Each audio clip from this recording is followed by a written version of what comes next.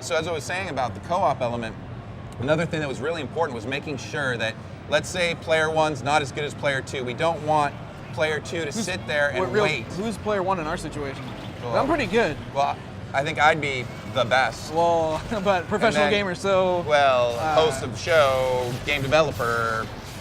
I wouldn't really say you're the host either. Anyways, let's go. Continue. All right, no, so anyway, so I was building on what I was trying to do on the point was, a lot of times you'll be playing with a friend, and let's say they're not as good as you, or vice versa, and you have to sit there and wait 20 minutes until you can get back in the game. So we're sharing the health, so if one person gets knocked down, both people kind of come back at the same time. So you're not just sitting there watching. So you want to keep people engaged all the time. So now instead of me actually dying and sitting and watching you be awesome, I actually drag you down into the depths. That's right. Okay. Yeah. So you live and die as a team, so definitely select your actual team member when you play this game, because, if I'm trying to play the game in IGN LA and I'm with like Stars editor Phil Perello, who's not a gamer at all, and he drags me down and I die over and over again, I'm probably going to kick his ass. Yeah, or so he can just reach over, push the plus button on his Wii remote and drop him out of the game. Oh, it's hot swap in and out? Oh yeah, just press a button, bam, you're in, you're out. About We're confirmed, Phil. We can play together, Phil. We're good.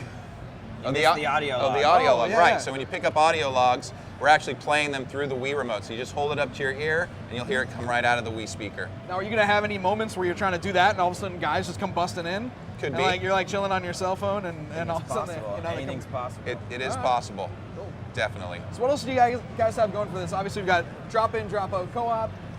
Well, how long's the story, first of all?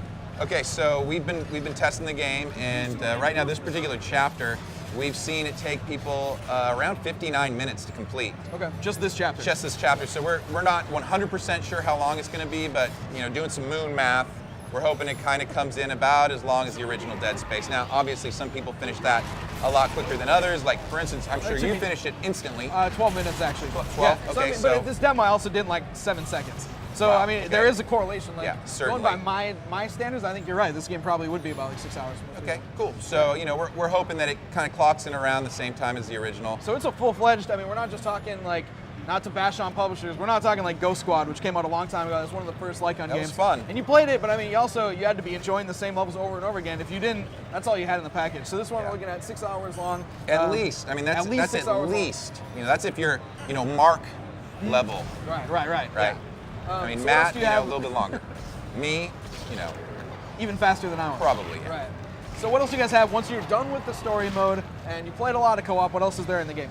So once you've completed the full story, I'm feeding you an underhand pitch. There you go. This is coach's pitch, and you're just gonna knock it out of the park. So once you complete the game, you're actually able to go back through any chapter on a harder difficulty, and you're also able to unlock our challenge modes. So let's say once we complete chapter 4 here, you're able to go back in and play challenge mode, which will actually throw a variety of enemies at you with certain objectives, and you'll be competing for score. So it'll be a little bit more arcadey as far as maybe you'll be seeing numbers come off the enemies and things like that, but you'll definitely be competing for a score, and that'll add some replayability. And also when you complete a chapter, as I mentioned, you'll unlock a harder difficulty. So another reason if you want to go back through, if you're hardcore and you just want to nail everything, you can keep going back through, and there's some other secrets that you'll get to unlock in the game. Awesome. You've given us like a knowledge feast so far.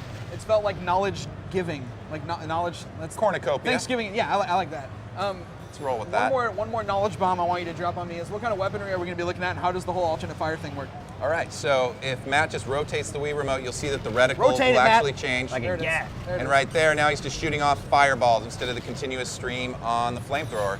And that's the way it works for every weapon. So you just rotate 90 degrees, and that's how you activate your alternate fire modes. We're also right there, Matt's showing off the arc welder, which will actually send a bolt of electricity through multiple enemies. So you kind of want to use that when there's a bunch of guys next to each other. The alt fire on that actually shoots out a large electrical ball that will burst and then send out arcs throughout multiple enemies. Cool. A lot of things that I've seen so far from this demo I really like. I love the idea that not only do you have kind of this Lycon feel, but you've also got, like you're saying, the scarcity of ammo.